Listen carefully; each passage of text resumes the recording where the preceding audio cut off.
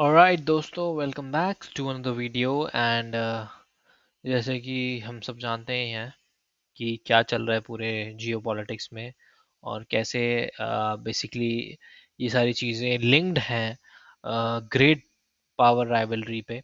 What is great power rivalry? Basically the power rivalry between US, Russia and China. And ये कैसे basically impact करेगा India को। तो let's understand this thing quickly. So basically जो ये खतरा है, it's a three layered thread. Why? Because जो इसका एपिसेंटर है which is Tehran and Tehran जो कि यहाँ की कैपिटल है, which is B it is very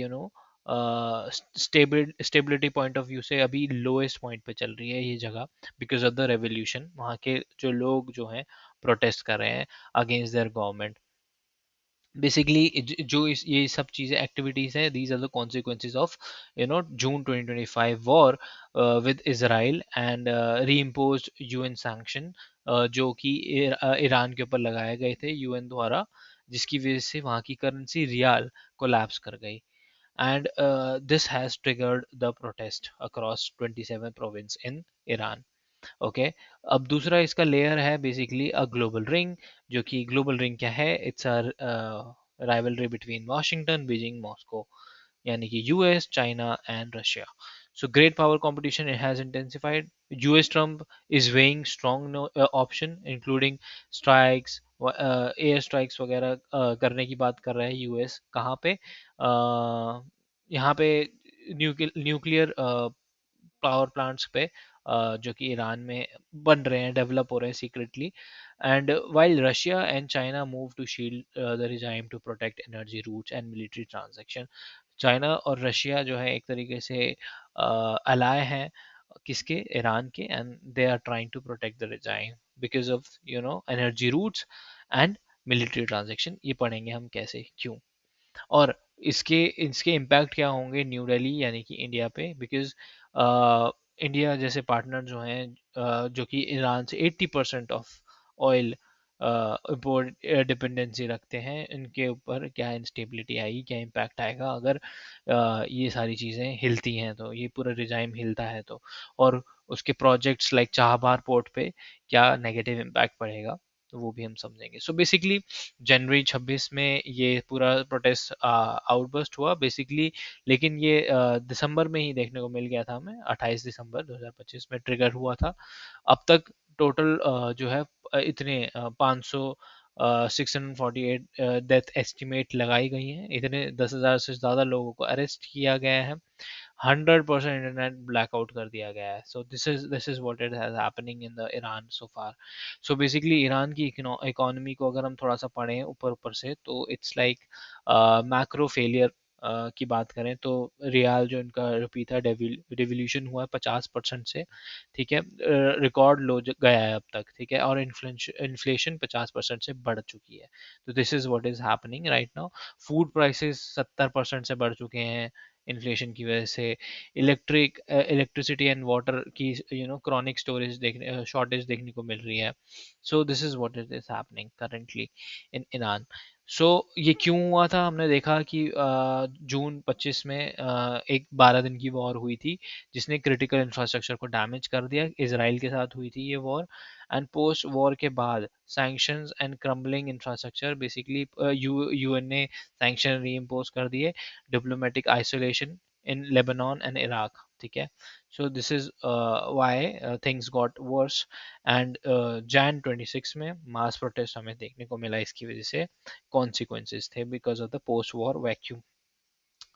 so yes, अब रिजाइम्स काउंटर मूव क्या रहा है? Repression and defines. क्यों? जैसे डोमेस्टिक कंट्रोल की बात करें जाए तो यहाँ पे ब्लेम गेम्स खेल रहे हैं, बोल रहे हैं कि भाई जितना भी ये अनरेस्ट है पब्लिक का नहीं है। Basically this is being funded by US and Israel interference की वजह से। और नेशन वाइड इसलिए उन लोगों ने क्या किया, इंटरनेट और को काट दिया और लोगों को अरेस्ट करना शुरू किया। ये उन्होंने बेसिकली अपने डिफेंस में किया, ईरान गवर्नमेंट ने। सो एक्सटर्नल पोस्चरिंग इसका क्या बनना है कि basically US and Israel military site designated as a legitimate target and no concession, like Khamenei vows no backing down despite health and vulnerabilities, ठीक है। ये बेसिकली वहाँ के जो कि वहाँ का मिलिट्री रिजाइम रहा है वहाँ का ईरान का, उन्होंने ये चीज़ बोली है।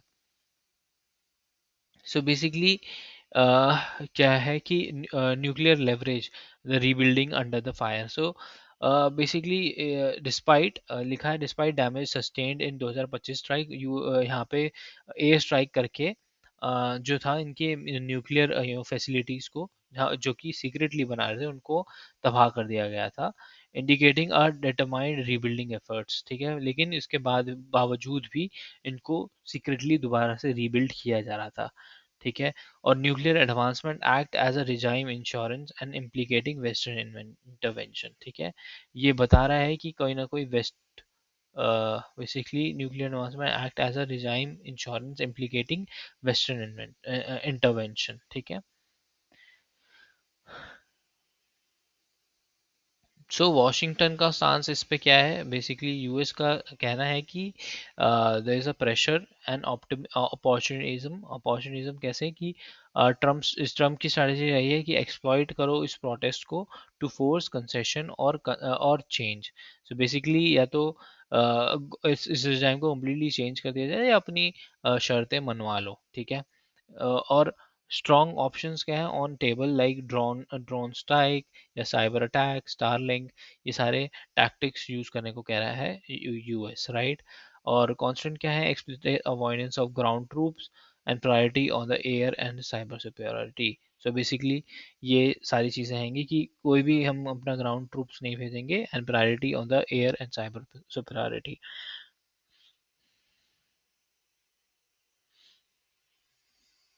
ओके।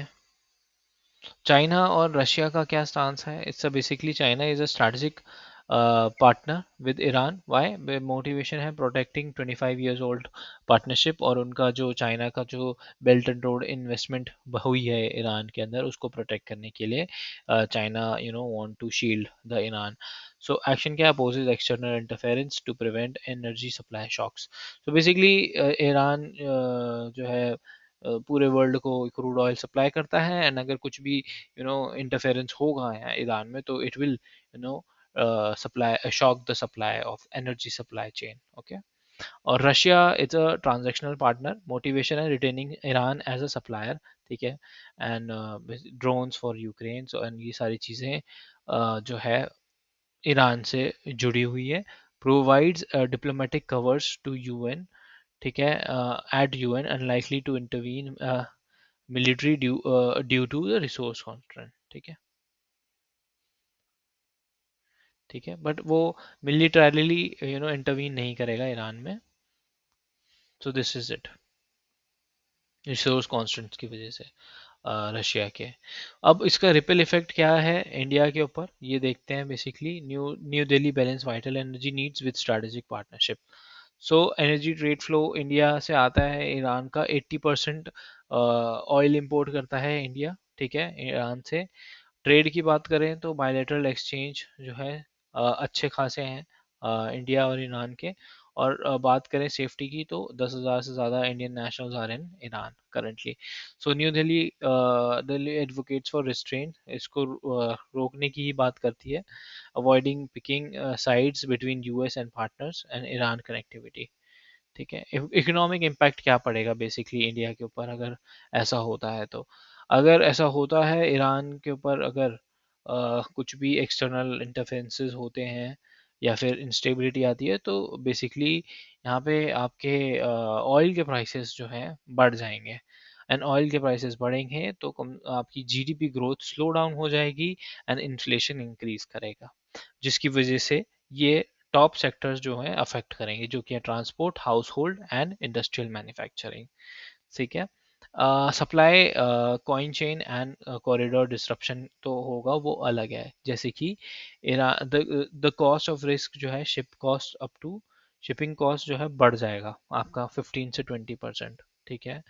एंड जो कि ईरान के अंदर इंडिया का एक फंडेड चाहबार पोर्ट है, जो कि इंडिया को हेल्प करता है अफगानिस्तान और आगे जो है यूरोपियन मार्केट में एंटर करने के लिए without getting into getting through Pakistan, bypassing the Pakistan.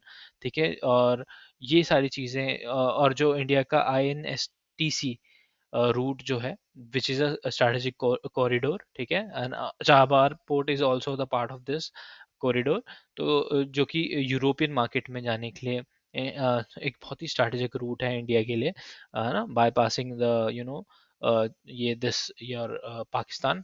तो वो कहीं ना कहीं यहाँ पे सफ़र करेगा, राइट। और यहाँ पे इंडिया के एक्सपोर्ट्स जो है स्टैग्नेट हो जाएंगे, जैसे कि जो भी इंडिया यूरोपियन मार्केट में जैसे कि राइस, टी, शुगर, फार्मा, ये सारी चीज़ें करता है, और वो कहीं ना कहीं वहाँ पे सफ़र करेगी, right. So this is it. This is a very strategic scenario basically कि क्या हो रहा है ईरान में। सो बेसिकली अगर आप देखो ईरान में क्या हो रहा है, वेनेजुला में क्या हो रहा है, so it is as simple as that कि भाई यूएस को बेसिकली अपने क्रूड ऑयल्स के रिजर्व्स चाहिए थे टू compete विद रशिया।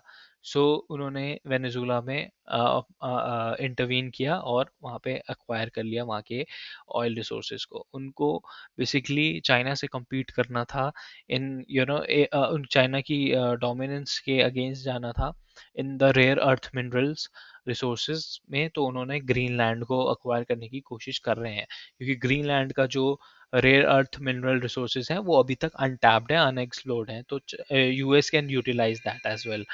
और also Greenland is a strategic position for US, to check on Russia submarines and airstrike missiles. So yeah, and similarly Iran ka nuclear projects were threatening to the US security.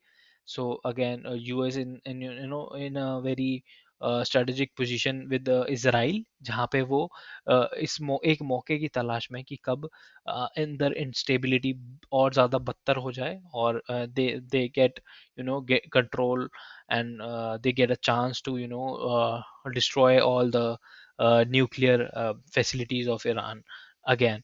So yes, this is what is happening currently, and regardless of what Iran strategic importance of Iran while supplying oil to all over the world, US is ready to fund this instability, and ready to increase the prices of the oil, which will be getting increased after this instability for sure. So this is what is happening right now in all over the world. And this, I hope you like this video, और मैं हर video में यही बोलता हूँ कि this is a clear cut hypocrisy of US in the world politics. So yep, but this is our Trump's era right now, and we have to deal with it. We are not there. We are not totally going back to the normal world again. But we have India. You need to learn to maneuver in this very competent world right now. And I would not say competent, but a very cunning world right now. So this is, I hope you like the lecture. If you like my videos, do subscribe, share this video with your friends, and uh, comment and debate with me. Okay, I'll see you in the next video.